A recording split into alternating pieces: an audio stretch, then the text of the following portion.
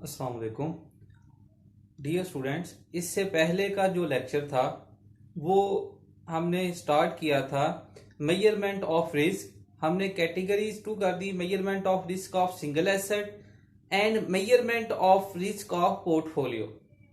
फिर measurement of risk of single asset में तीन टेक्निक्स हैं जो रिस्क को मेजर करती हैं: range, standard deviation and coefficient of variation. First range को हमने डिस्कस कर लिया।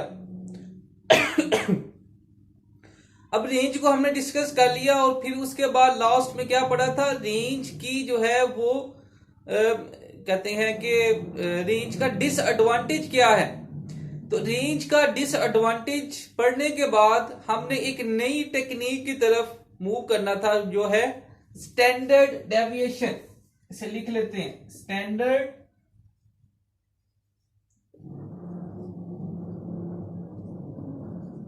डेविएशन।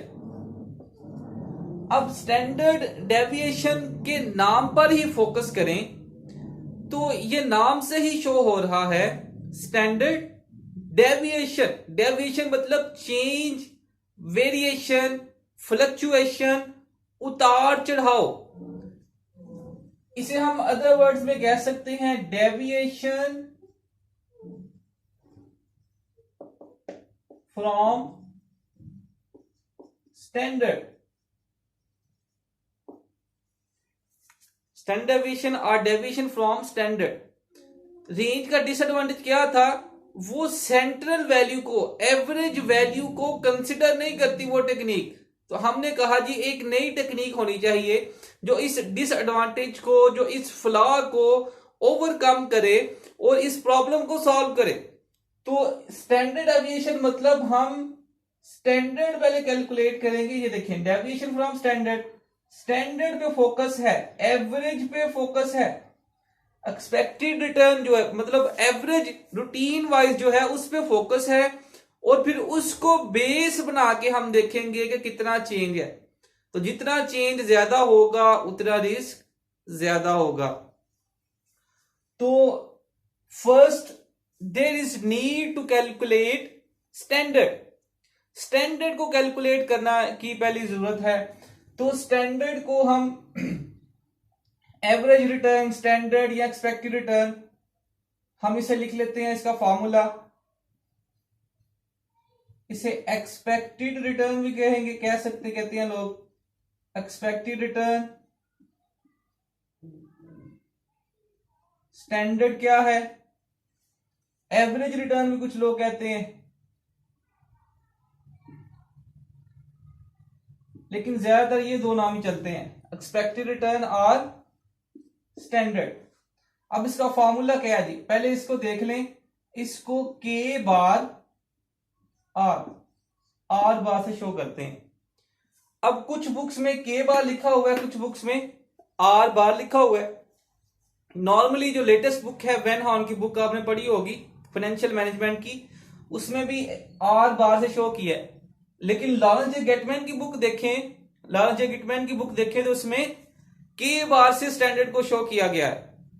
आपकी इन्वेस्टमेंट एनालिसिस की जो बुक है चार्ल्स पी जोन्स की, उसमें भी आर बार से शो किया गया है।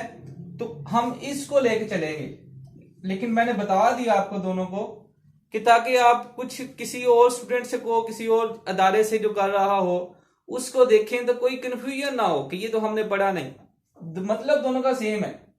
आर बार, इसका पहले फॉर्मूला लिख लेते हैं। स्टैंडर्ड आर बार इक्वल है iota 1 to n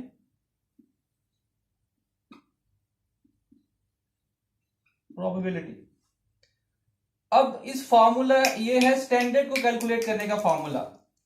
standard I से मुराद आयोटा मतलब वेरिएशन, रेंज होगी ना, 1 साल का, 2 साल का, 3 साल का, जितने भी साल का रिटर्न है वो 1 से लेके एन तक। 4 ईयर का है तो 1 इधर लिख लेंगे, एन क्या होगा 4। आर से मुराद है जो रिटर्न मिल रहा है, और प्रोबेबिलिटी, प्रोबेबिलिटी क्या है, the chances that same return will met again. The chances that the investor will gain the same return again. इस बात के चांसेस के जो एक पर्टिकुलर ईयर में आपको रिटर्न मिला वो सेम अगले साल या जब कहते हैं इन्वेस्टर प्रेडिक्शन कर रहा है तब मिलने के चांसेस हैं, उसे हम कहेंगे प्रोबेबिलिटी, चांसेस ऑफ अकरेंस। अब यहां पे एक क्वेश्चन जो है वो अराइज हो सकता है कि एवरेज ही कैलकुलेट करना था तो हमने सिंपल फॉर्मूले से क्यों नहीं किया, समेशन एक्स ओवर एन, वो भी कर लेते। अब यहां पे सिनेरियो डिफरेंट है, स्टैटिस्टिक्स का जो एवरेज है और जो फाइनेंस का एवरेज है इसमें हमने वेटेड एवरेज यूज किया। अगर हम करना भी, अगर आप इसको कहना चाहें क्यों किया, क्योंकि जो इन्वेस्टर्स जो है वो एनालाइज करता है तो वो पास्ट हिस्ट्री के रिटर्न्स देखता है और फिर इसके चांसेस को भी देखता है, प्रोबेबिलिटी को भी देखता है कि ये रिटर्न मिलने के कितने परसेंट चांसेस हैं। तो इसलिए प्रोबेबिलिटी को भी साथ देखना है, मल्टीप्लाई करना है और फिर हम इसको एक्सपेक्टेड रिटर्न या स्टैंडर्ड जो है वो हम फाइंड आउट कर लेंगे। अच्छा, उसके बाद स्टैंडर्ड, ये तो हो गया स्टैंडर्ड, और स्टैंडर्ड डेविएशन, इसका ये साइन है 1/n minus r bar whole square probability under root.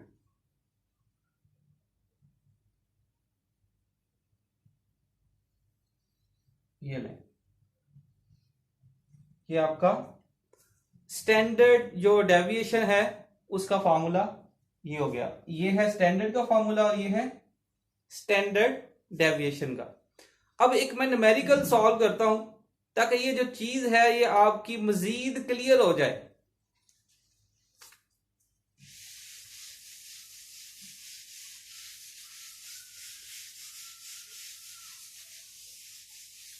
हम सपोज करते हैं जी 2017 से एक इन्वेस्टर है, इधर लिख लेते हैं ईयर, ये आपको नजर आ जाए इधर, ईयर्स 2017, 2018, 2019, 2020 ईयर्स। उसके बाद रिटर्न क्या क्या दिया 2017 में, 18 में, 19 में। सपोज हम कर लेते हैं जी ये 14%, 17%, उसके बाद 18% और फिर उसके बाद 20%। अब ये रिटर्न दोबारा मिलने के कितने परसेंट चांसेस हैं, प्रोबेबिलिटी, वो भी लिख लेते हैं जी 30%, 40%, उसके बाद 10%, 20%। प्रोबेबिलिटी भी हमने लिख ली। अब इसमें एक क्वेश्चन क्रिएट हो सकता है कि बाज दफा अगर क्वेश्चन में आपको प्रोबेबिलिटी नहीं दी गई, ये वाला कॉलम नहीं दिया गया, ये तो हमने अज्यूम किया ना क्वेश्चन सॉल्व करने के लिए, कोई भी वैल्यूज आप अज्यूम कर लें। अब अगर ये नहीं दिया गया तो इसका हल ये होता है आप इक्वल प्रोबेबिलिटी अज्यूम कर लें। जैसे अगर ये 30%, 40%, 10%, 20% ना दिया गया होता तो 4 ईयर्स है ना, प्रोबेबिलिटी टोटल तो 100 होगी, 100% या 1, तो हम क्या करेंगे 25%, 25%, 25%, 25%। तो ऐसा क्वेश्चन जिसमें प्रोबेबिलिटी ना दी गई हो उसमें हम क्या करेंगे, इक्वल प्रोबेबिलिटी को अज्यूम कर लेंगे, इक्वल प्रोबेबिलिटी लिख लेंगे। सबसे पहले जी इनका स्टैंडर्ड फाइंड करते हैं।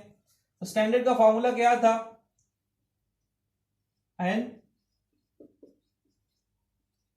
प्रोबेबिलिटी। अब इसको मल्टीप्लाई कर लेंगे, 14% का क्या आ जाएगा 0.14 मल्टीप्लाई बाय 0.30, ये हो जाएगा 0.17 मल्टीप्लाई बाय 0.40, ये है 0.18 मल्टीप्लाई बाय 0.10, ये है 0.20 मल्टीप्लाई बाय 0.20। तो ये हमने इसको कहते हैं कि मल्टीप्लाई कर लिया। अब मल्टीप्लाई करने के बाद आपने क्या करना है जी, इसको आंसर देखें और इसको प्लस कर लें, आपका स्टैंडर्ड आ जाएगा। इसे हम देख लेते हैं जी। 0.14 मल्टीप्लाई बाय 0.30 ये आ जाएगा जी 0.042। इसको मल्टीप्लाई करें 0.17 मल्टीप्लाई बाय 0.40 ये आ जाएगा 0.068। ये है 0.18 मल्टीप्लाई बाय 0.10 ये हो जाएगा जी 0.018। 0.20 मल्टीप्लाई बाय 0.20 ये हो जाएगा 0.04। अब इनको प्लस कर लें 0.04 प्लस 0.018 प्लस 0.068 प्लस 0.042 ये आ जाएगा 0.168। इधर स्टैंडर्ड लिख लें आर बार, पहले फार्मूला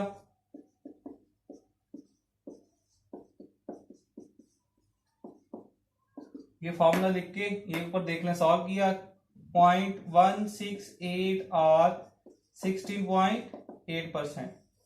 तो ये हमारा क्या आ गया, स्टैंडर्ड। स्टैंडर्ड हमने फाइंड कर लिया। अब स्टैंडर्ड डेविएशन का फार्मूला हमने लिखा था ना, इसको इस साइन से लिखेंगे iota 1/n r i minus r bar whole square probability सब का अंडर रूट। अब ये देखें r i minus r bar, r i इसमें क्या है ये 14% 0.14। ये ऊपर अपने जो है इसको सॉल्व करना है इस कॉलम के आगे। मेरे पास क्योंकि कैमरा कहते हैं स्मॉल है, इसमें आपको नजर नहीं आएगा, तो मैं ये वाला पोर्शन अरेज करने लगा ताकि हम इसको स्टैंडर्ड डेविएशन को लिख सकें। आपने क्या करना है, इससे आगे ही इसको सॉल्व करना है। तो स्टैंडर्ड डेविएशन को अगर हम देखें, ये वाला फॉर्मूला इसको आगे लिख देंगे।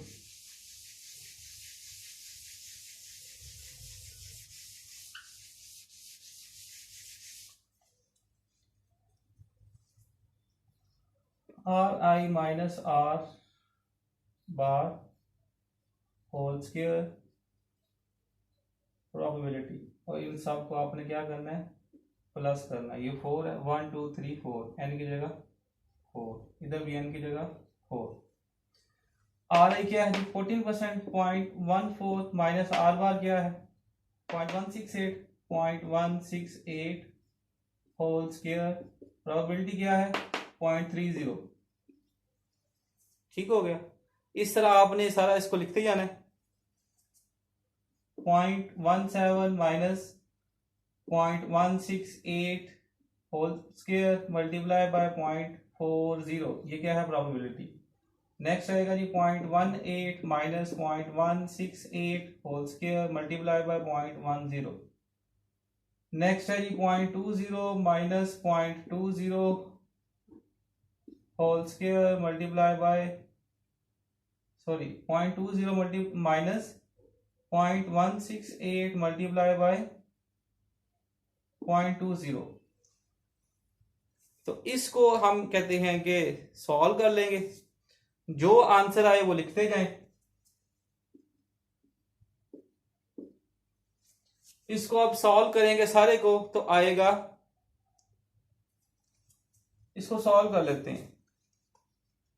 0.14 माइनस 0.168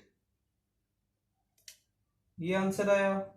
इसकी पावर लें 2, मल्टीप्लाई करेंगे 0.30, ये आ जाएगा 0.302352। उसके बाद देख लें 0.17 माइनस 0.168 ये हो गया इसकी पावर लेंगे 2, मल्टीप्लाई करेंगे 0.40 से, यह आ जाएगा पॉइंट के बाद 5016, पॉइंट के बाद 1 2 3 4 5 16,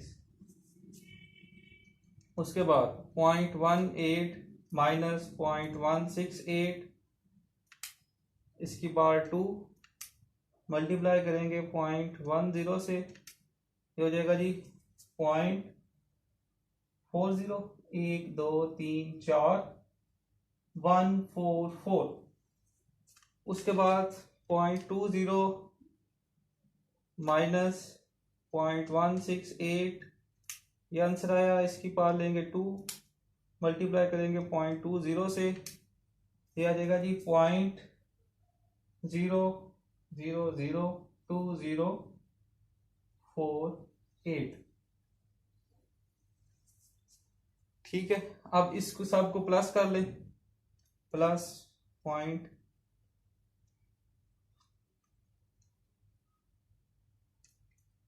1 2 3 4 5 16 प्लस 0.1232352, ये आ गया जी 0.000456। ये किसका आंसर, इसमें क्या लिखेंगे, क्या आया, summation over 4 RI minus R bar whole square probability equal है, ये इसका आंसर आ गया। अब put the values in formula, ये सारा जो है क्या आ गया, ये वाला 0.000456 अंडर रूट लें, आ जाएगा जी 0.021 0.021 प्लस माइनस 213 और प्लस माइनस 2.13, ये देख रहे हैं 2.13। अब 2.13 प्लस माइनस में है, 2.13 प्लस माइनस में है, इसका क्या मतलब है, स्टैंडर्ड क्या था 16.8, ये प्लस माइनस में, प्लस माइनस का मतलब है कि स्टैंडर्ड से रिटर्न अगर वेरी किया तो कितना होगा वेरी, प्लस 2.13, 16.8 माइनस 2.13, ये आपका रिस्क को शो कर रहा है। 16.8 प्लस 2.13, ये देखिए 18.93, अगर ये देख लें 16.8 माइनस 2.13 14.67, 18.93 और 14.67। अब इसका मतलब क्या है, स्टैंडर्ड डेविएशन मतलब अगर इस कंपनी का ये जो गिवन डाटा है इसमें से रिस्क देखें तो 2.13% है। ये क्यों किया प्लस माइनस, मतलब अगर स्टैंडर्ड में से वेरिएशन होगी तो मैक्सिमम जो रिटर्न मिल सकता है वो ये मिल सकता है और मिनिमम जो मिल सकता है वो ये मिल सकता है। अब स्टैंडर्ड डेविएशन देख लिया, हमने क्या किया, हमने स्टैंडर्ड को बेस बनाया और उसमें फ्लक्चुएशन देखी है, कितना ज्यादा हो सकता है कितना कम हो सकता है। अब ये एक स्टैंडर्ड टेक्निक समझी जाती है। अब ये तो एक कंपनी का हमने फाइंड कर लिया और ये भी हो सकता है जी एक ऐसी कंपनी, दो कंपनीज हमें मिल गई जिनका रिटर्न सेम है तो हम स्टैंडर्ड डेविएशन की बेस पे फैसला कर लेंगे। लेकिन ये भी तो हो सकता है ना, और नॉर्मली होता है कि टू कंपनीज हैं, उनका जो है वो रिटर्न है वो डिफरेंट है, रिटर्न डिफरेंट है तो रिस्क भी अगर डिफरेंट है तो कंपैरिजन कैसे कर सकते हैं। तो इसका मतलब है हमें कोई एक और टेक्निक चाहिए कि जो ऐसी कंपनीज का जिनका रिटर्न भी डिफरेंट है, रिस्क भी डिफरेंट है, कंपैरिजन करते हुए इस्तेमाल हो सके। तो उसके लिए है कोएफिशिएंट ऑफ वेरिएशन। आपने पास करके इसको नोट करना है। मैं देखें साइड पे हो रहा हूं, आप इसको पास करेंगे और पास करने के बाद आपने इसको नोट करना है ताकि आपको कोई प्रॉब्लम ना आए। ठीक है, आपने इसको नोट कर लेना है और नोट करने के बाद एक मैं साइड पे हो जाता हूं, आप इसे पास करें और पास करने के बाद इसे अपने हिसाब से अच्छे तरीके से नोट कर लें।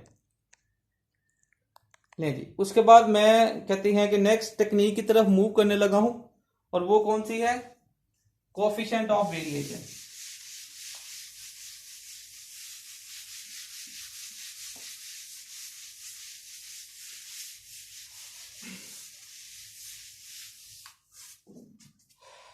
कोएफिशिएंट ऑफ वेरिएशन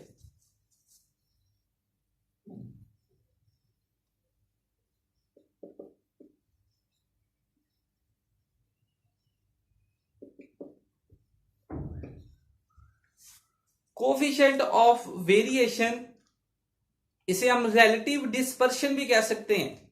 इसका फॉर्मूला क्या होगा, कोएफिशिएंट ऑफ वेरिएशन का फॉर्मूला है स्टैंडर्ड डेविएशन ओवर आर बार। अब हम अज्यूम करते हैं कुछ डाटा लेके कि suppose company A, company B,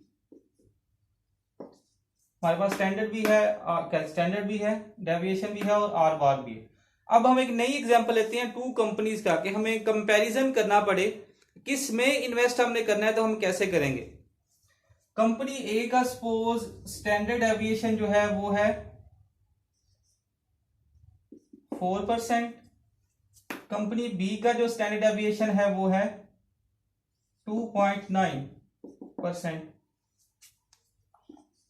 are बार जो है कंपनी ए का वो हम कह सकते हैं जी 18% और इसका है जी 13%। अब आपने फैसला करना है कि इन दोनों में से किस में इन्वेस्ट करें। स्टैंडर्ड डेविएशन भी दे दिया गया, आर बार भी है, कंपनी ए है और कंपनी बी। अब फैसला करना मुश्किल है क्योंकि बेस सेम नहीं है। अगर आप कहें जी कंपनी ए का स्टैंडर्ड डेविएशन ज्यादा है, इसमें हमें नहीं करना चाहिए तो यह भी तो क्वेश्चन उठेगा ना, इसका रिटर्न भी ज्यादा है।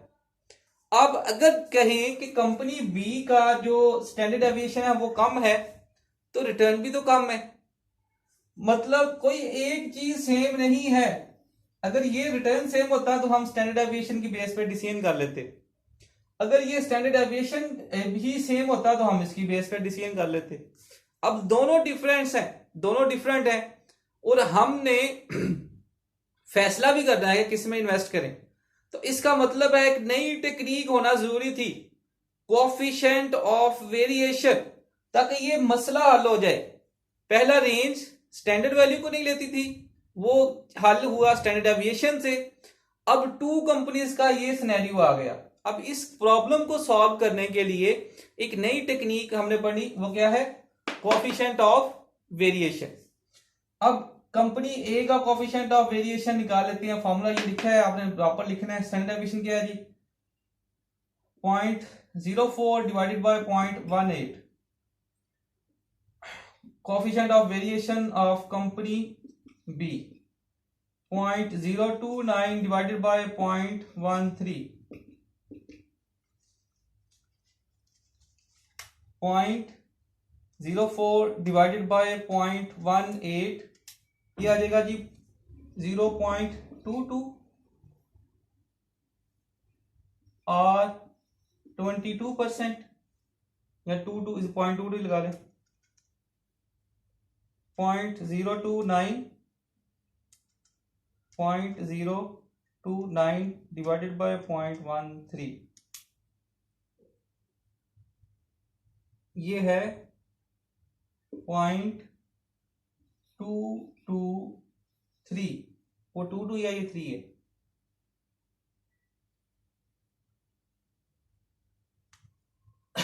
और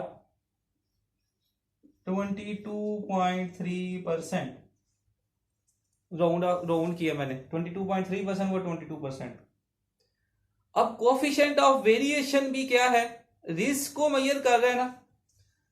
एक तो तरीका ये है कि परसेंटेज के हिसाब से देख ले कि 100 में से परसेंटेज किसकी ज्यादा है, इसकी ज्यादा है, मतलब ये क्या है, कंपनी जो है वो ज्यादा रिस्की है।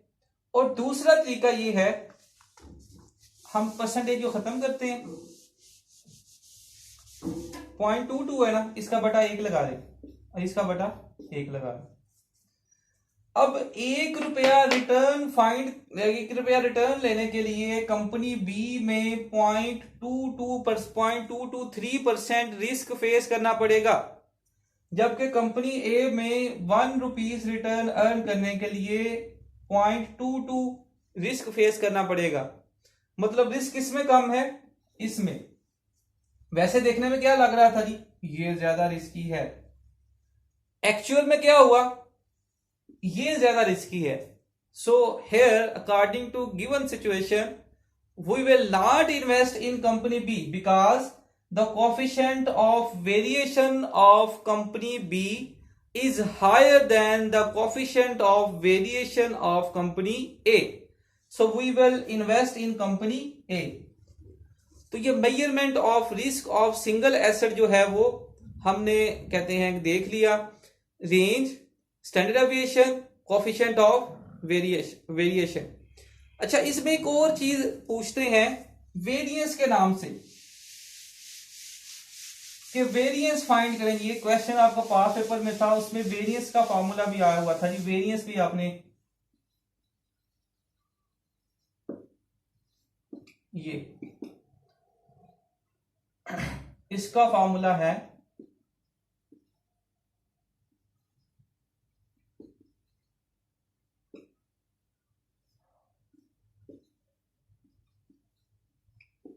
ये ले, बिल्कुल सेम स्टैंडर्ड डेविएशन वाला। स्टैंडर्ड डेविएशन में क्या किया था, जस्ट हमने क्या किया था, इसका अंडर रूट लिया था, अंडर रूट ले लेंगे तो क्या हो जाएगा आपका स्टैंडर्ड डेविएशन, और अगर अंडर रूट को खत्म कर दें तो आपके पास क्या आ जाएगा, वेरिएंस। देखें इसकी पार ली हमने। तो जो पुराना क्वेश्चन था जो हम कर रहे थे प्रैक्टिस, उसमें अगर हम देखें तो उस क्वेश्चन के लिहाज से वेरिएंस क्या आएगा 0.000456, ये आपका वेरिएंस है। तो हमने 4 टेक्निक्स हो गई। अब इसके बाद जो टॉपिक्स आएंगे वो है measurement of risk of portfolio, फिर पोर्टफोलियो में 2 सिक्योरिटीज हो पोर्टफोलियो, उसके बाद कोरिलेशन क्या है, फिर 2 सिक्योरिटीज का, 3 सिक्योरिटीज का, फिर कैपएम के हवाले से डिसीजन मेकिंग होगी। तो कोई क्वेश्चन हो आप कमेंट सेक्शन में पूछ सकते हैं। अपना बहुत सारा ख्याल रखिएगा। अल्लाह हाफिज।